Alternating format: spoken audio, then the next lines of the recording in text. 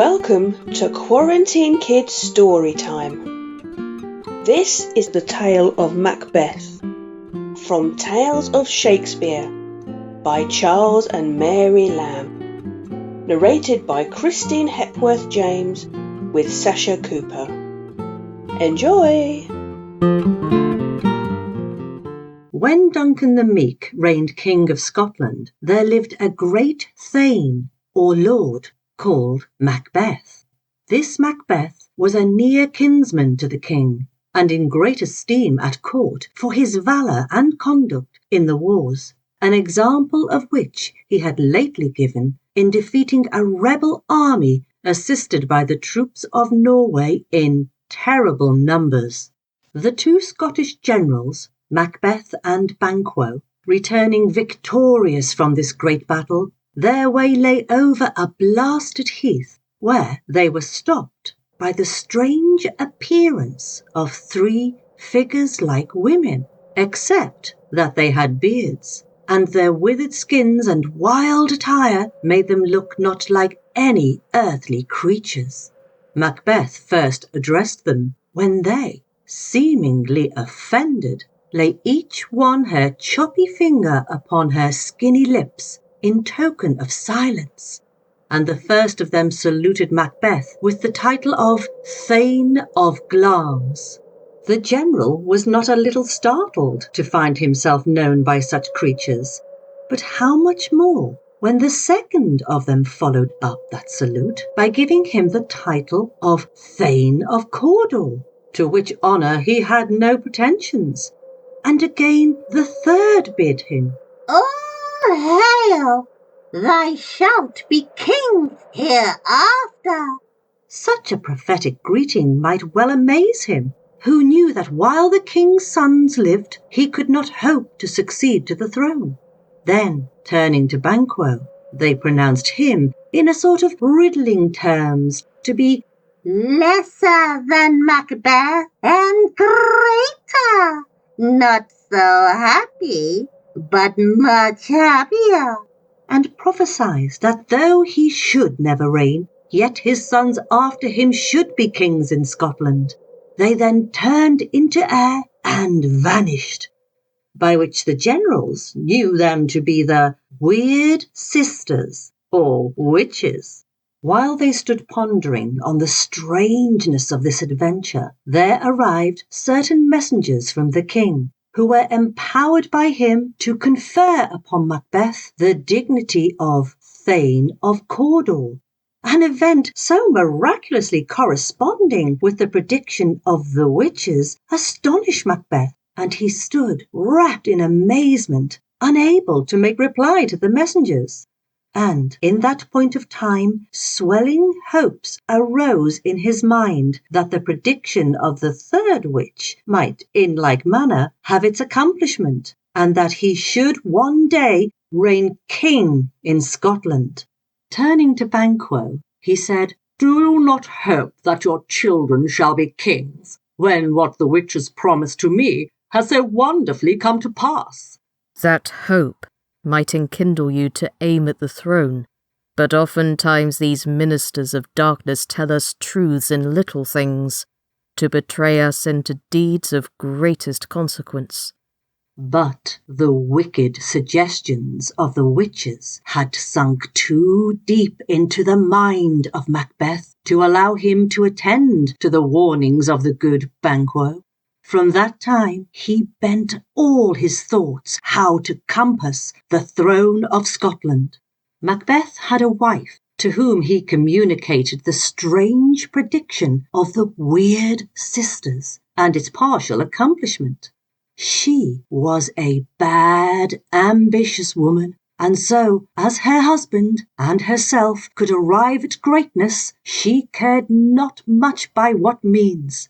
She spurred on the reluctant purpose of Macbeth, who felt compunction at the thoughts of blood, and did not cease to represent the murder of the king as a step absolutely necessary to the fulfilment of the flattering prophecy.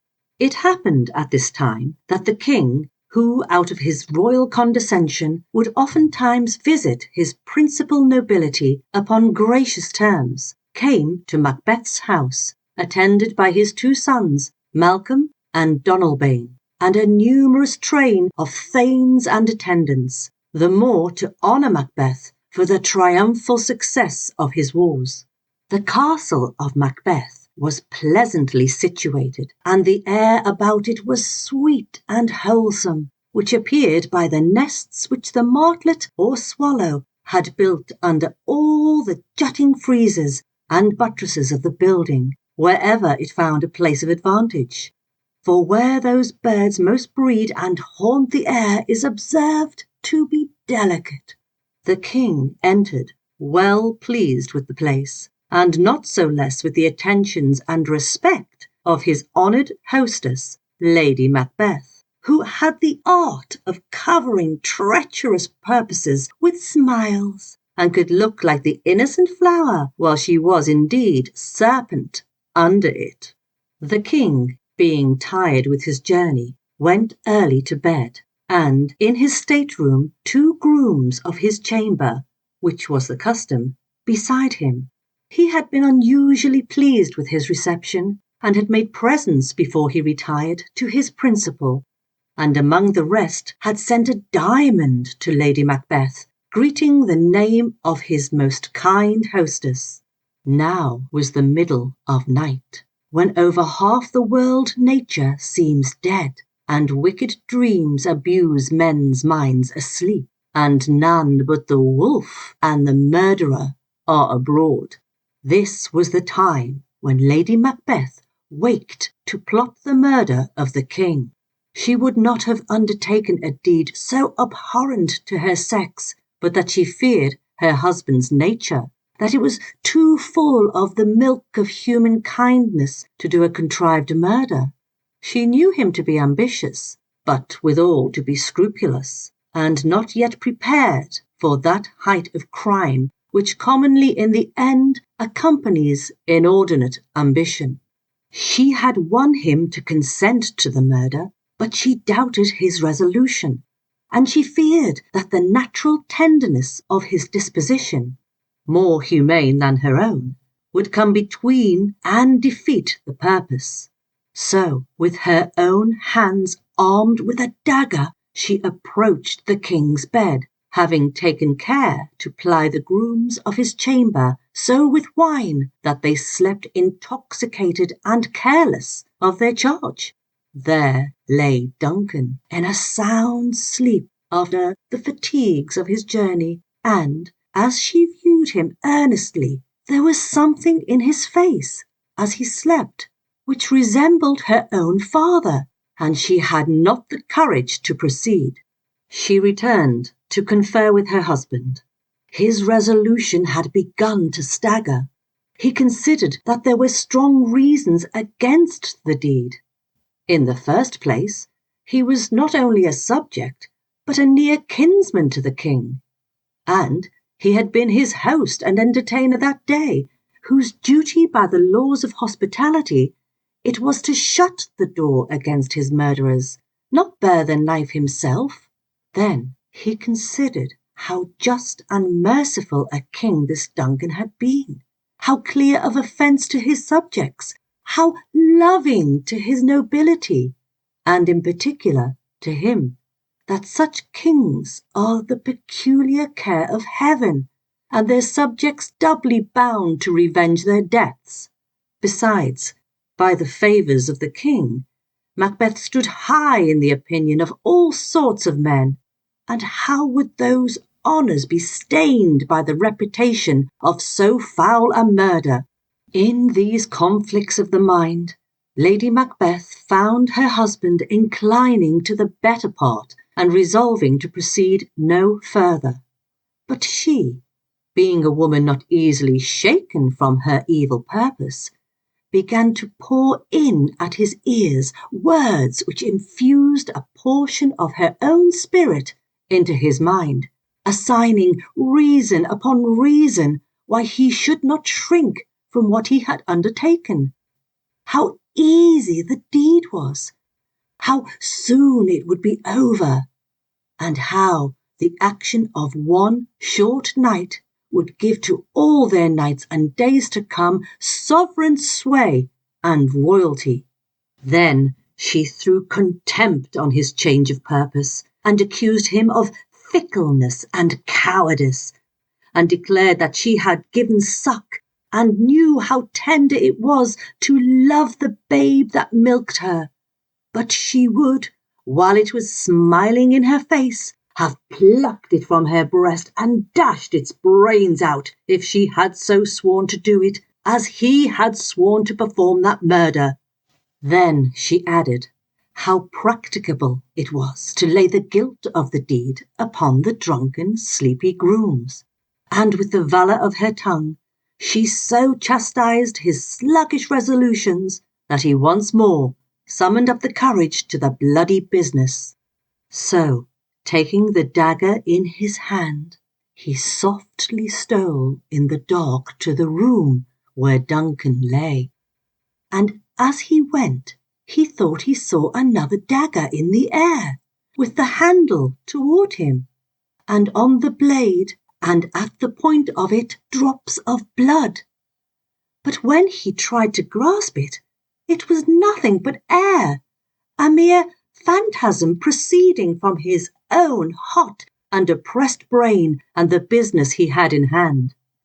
Getting rid of this fear, he entered the king's room, whom he dispatched with one stroke of his dagger.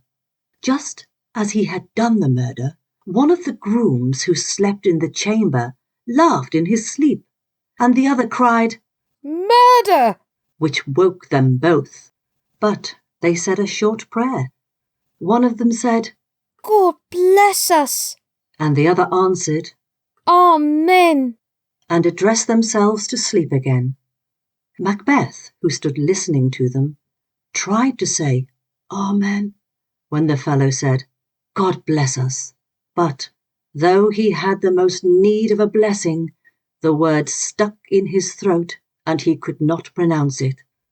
Again he thought he heard a voice which cried, "Sleep no more. Macbeth doth murder sleep, the innocent sleep that nourishes life." Still it cried, "Sleep no more. Glamis hath murdered sleep, and therefore Cawdor shall sleep no more. Macbeth shall sleep no more." With such horrible imaginations, Macbeth returned to his listening wife, who began to think he had failed of his purpose, and that the deed was somehow frustrated.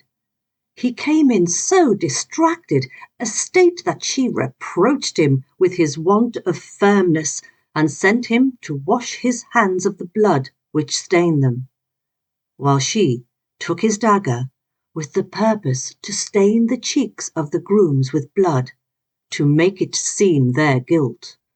Morning came, and with it the discovery of the murder, which could not be concealed.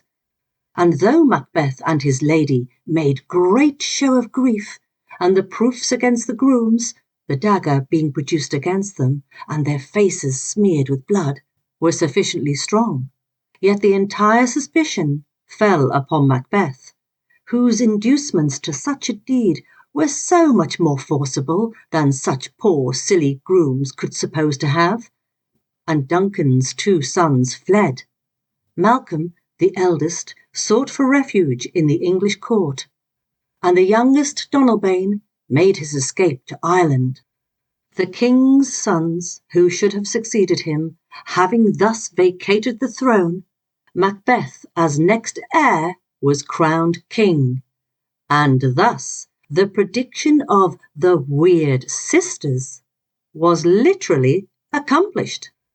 Though placed so high, Macbeth and his queen could not forget the prophecy of the weird sisters that, though Macbeth should be king, yet none his children, but the children of Banquo should be kings after him.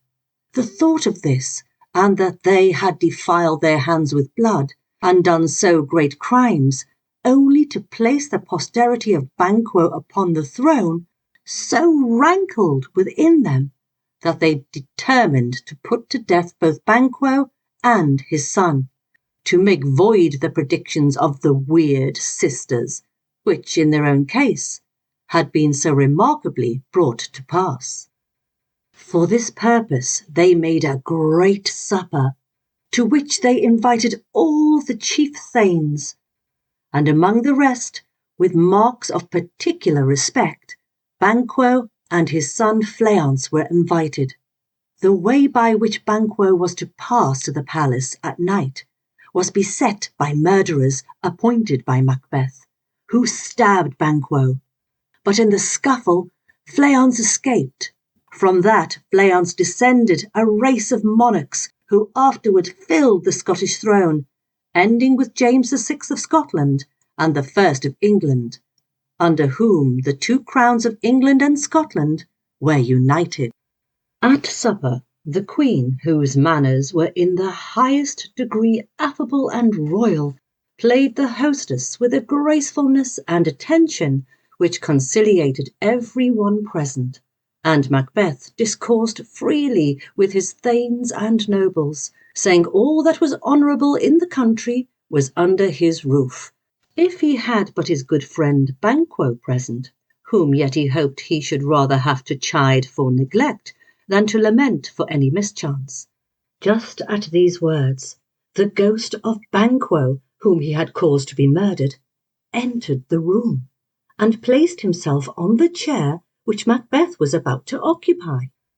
Though Macbeth was a bold man, and one that could have faced the devil without trembling, at this horrible sight his cheeks turned white with fear, and he stood quite unmanned, with his eyes fixed upon the ghost. His queen and all the nobles, who saw nothing, but perceived him gazing, as they thought, upon an empty chair, took it for a fit of distraction, and she reproached him, whispering that it was but the same fancy which made him see the dagger in the air when he was about to kill Duncan. But Macbeth continued to see the ghost, and gave no heed to all they could say, while he addressed it with distracted words, yet so significant that his queen, fearing the dreadful secret would be disclosed, in great haste dismissed the guests, excusing the infirmity of Macbeth as disorder he was often troubled with. To such dreadful fancies Macbeth was subject. His queen and he had their sleeps afflicted with terrible dreams, and the blood of Banquo troubled them not more than the escape of Fleance, whom now they looked upon as father to a line of kings who should keep their posterity out of the throne. With these miserable thoughts they found no peace, and Macbeth determined once more to seek out the weird sisters and know from them the worst. He sought them in a cave upon the heath, where they, who knew by foresight of his coming, were engaged in preparing their dreadful charms by which they conjured up infernal spirits to reveal to them futurity. Their horrid ingredients were Toads Bats, and serpents the eye of a newt and the tongue of a dog, and the wing of the night owl, the scale of a dragon, the tooth of the wolf, the maw of the ravenous salt sea shark, the mummy of a witch, the root of the poisonous hemlock. This to have effect must be digged in the dark, the gall of a goat, with slips of the yew tree that roots itself in graves, and the finger of a dead child. All these were set on to boil in a great kettle or cauldron, which, as fast as it grew too hot, was cooled with a baboon's blood. To these they poured in the blood of a sow that had eaten her young, and they threw into the flame the grease that had sweaten from a murderer's gibbet. By these charms they bound the infernal spirit to answer their questions. It was demanded of Macbeth whether he would have his doubts resolved by them or by their masters, the spirits. He, nothing daunted by the dreadful ceremonies which he saw, boldly answered, "Where are they? Let me see them." And they called the spirits, which were three, and the first arose in the likeness of an armed head, and he called Macbeth by name, and bid him beware of the Thane of Fife, for which caution Macbeth thanked him, for Macbeth had entertained a jealousy of Macduff, the Thane of Fife. And the second spirit arose in the likeness of a bloody child, and he called Macbeth by name, and bid him have no fear, but laugh to scorn the power of man, for none of woman born should have the power to hurt him. And he advised him to be bloody, bold, and resolute. "Then live, Macduff," cried the king. "What need I fear thee? But yet I will make assurance doubly sure. Thou shalt not live, that I may tell pale-hearted fear it lies, and sleep in spite of thunder." That spirit being dismissed, a third arose in the form of a child crowned, with a tree in his hand. He called Macbeth by name, and comforted him against conspiracies, saying that he should never be vanquished until the wood of Burnham to Dunsinane Hill should come against him. "Sweet Bodemans good!" cried Macbeth. "Who can unfix the forest and move it from its earth-bound roots? I see I shall live the usual period of a man's life, and not be cut off by a violent death. But my heart throbs to know one thing. Tell me, if your art can tell so much, if Banquo's issue shall ever reign in this kingdom."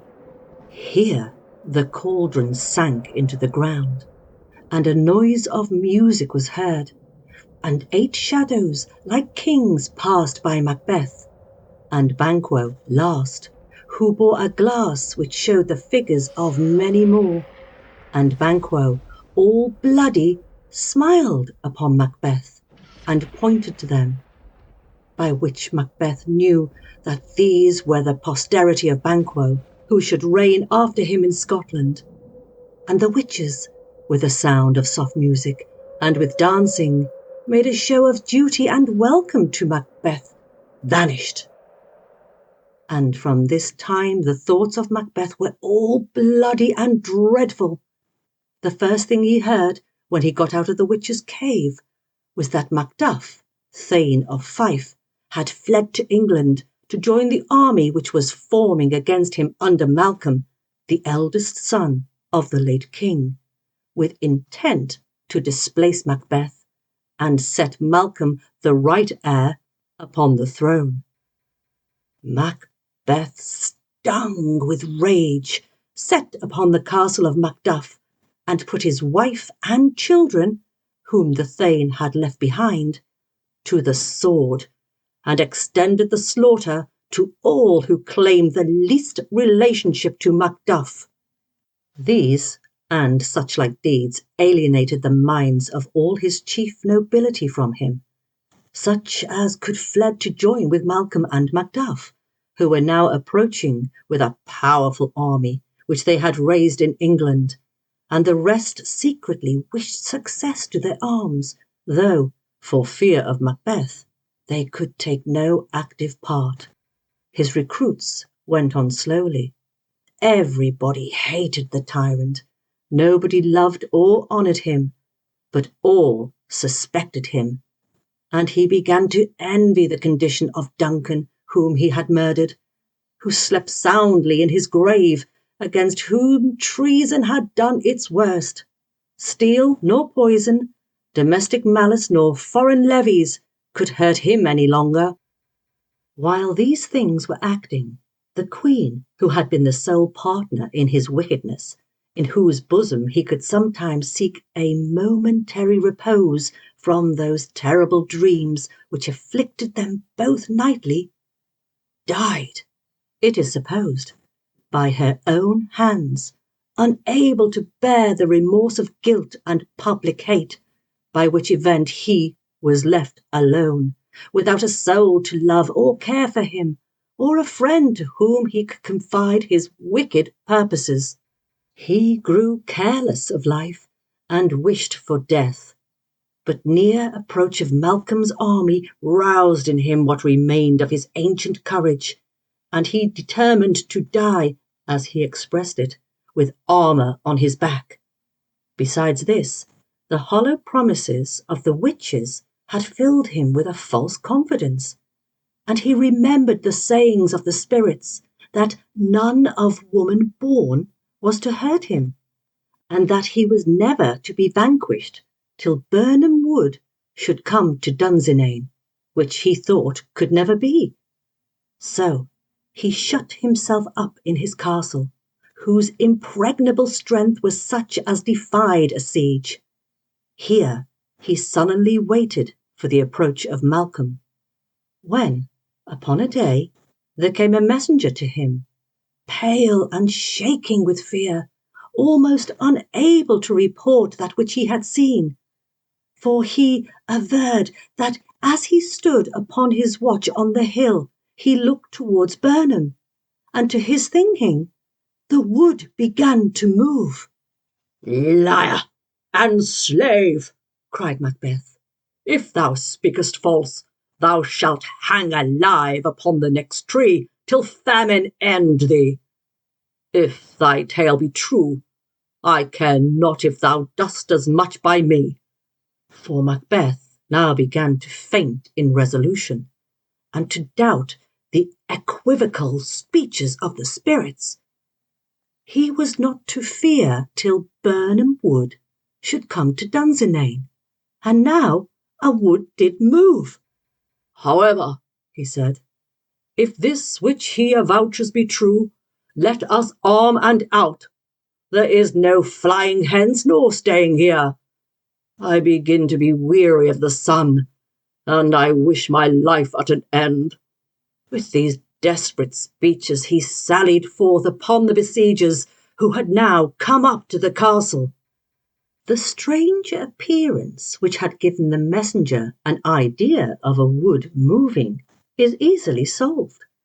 When the besieging army marched through the wood of Birnam, Malcolm, like a skilful general, instructed his soldiers to hew down every one a bough and bear it before him, by way of concealing the true numbers of his host. This marching of the soldiers with boughs had, at a distance, the appearance which had frightened the messenger. Thus were the words of the spirit brought to pass, in a sense different from that in which Macbeth had understood them, and one great hold of his confidence was gone. And now a severe skirmishing took place, in which Macbeth, though feebly supported by those who called themselves his friends, but in reality hated the tyrant and inclined to the party of Malcolm and Macduff, yet fought with the extreme of rage and valour, cutting to pieces all who were opposed to him, till he came to where Macduff was fighting. Seeing Macduff, and remembering the caution of the spirit who had counselled him to avoid Macduff above all men, he would have turned. But Macduff, who had been seeking him through the whole fight, opposed his turning, and a fierce contest ensued, Macduff giving him many foul reproaches for the murder of his wife and children. Macbeth, whose soul was charged enough with blood of that family already, would still have declined to combat, but Macduff still urged him to it, calling him tyrant, murderer, hellhound, and villain. Then Macbeth remembered the words of the spirit, how none of woman born should hurt him, and, smiling confidently, he said to Macduff, thou losest thy labour, Macduff. As easily thou mayest impress the air with thy sword as make me vulnerable. I bear a charmed life, which must not yield to one of woman born. Despair thy charm, said Macduff, and let that lying spirit whom thou hast served tell thee that Macduff was never born of a woman, never as the ordinary manner of men is to be born, but was ultimately taken from his mother. Accursed be the tongue which tells me so, said the trembling Macbeth, who felt his last hold of confidence give way. and let never man in future believe the lying equivocations of witches and juggling spirits who deceive us in words which have double senses and, while they keep their promises literally, disappoint our hopes with a different meaning. I will not fight with thee. Then live, said the scornful Macduff. We will have a show of thee as men show monsters, and a painted board on which all be written, here men may see the tyrant. Never, said Macbeth, whose courage returned with despair. I will not live to kiss the ground before young Malcolm's feet, to be baited with the curses of the rabble. Though Birnam wood be come to Dunsinane, and thou opposed to me, who wast born of woman, yet I will try the last. With these frantic words he threw himself upon Macduff, who, after a severe struggle, in the end overcame him, and, cutting off his head, made a present of it to the young and lawful king, Malcolm, who took upon him the government which, by the machinations of the usurper, he had so long been deprived of, and ascended the throne of Duncan the Meek among the acclamations of the nobles and the people.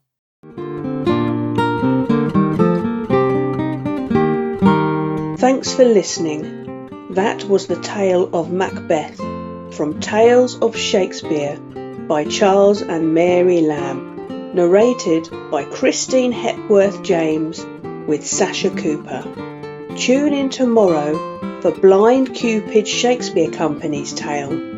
If you've enjoyed this tale, please consider donating to this project down below in the description box. Take care all. TTFN.